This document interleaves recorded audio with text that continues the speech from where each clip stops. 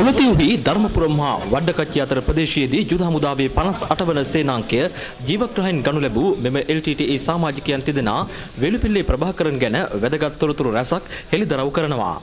මෙහි එක් සමාජිකයෙක් ප්‍රභාකරන්ගේ ආරක්ෂකයෙකු ලෙසද ක්‍රියා කරලා.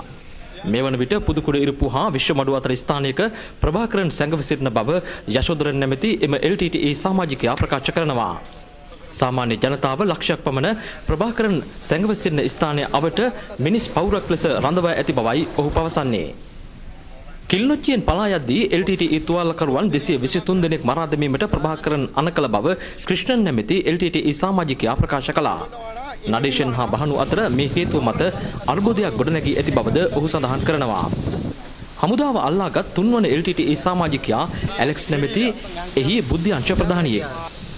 ඔහු දීර්ඝ කාලයක් පොට්ටු අම්මාන් සමග කටයුතු කර තිබෙනවා.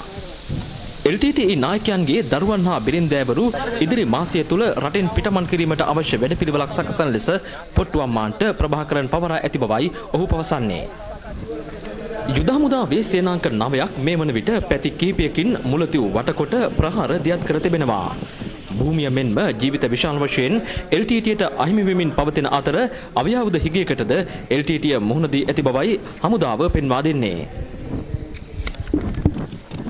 මේ වන විට යුද හමුදාව LTTEට නැවත සංවිධානය වීමට කිසිදු ඉඩක් ලබා නොදෙමින් අකණ්ඩව ප්‍රහාර දියත් කරමින් සිටිනවා. ප්‍රහාර මැද පසුපසට යන LTTEට අලුතින් බංකරවල වැඩ නිම කර ගැනීමට පවා අවස්ථාවක් ලැබී නැහැ. රූපවාහිනී සමන් කුමාර රාමවික්‍රම මුලතිව්හි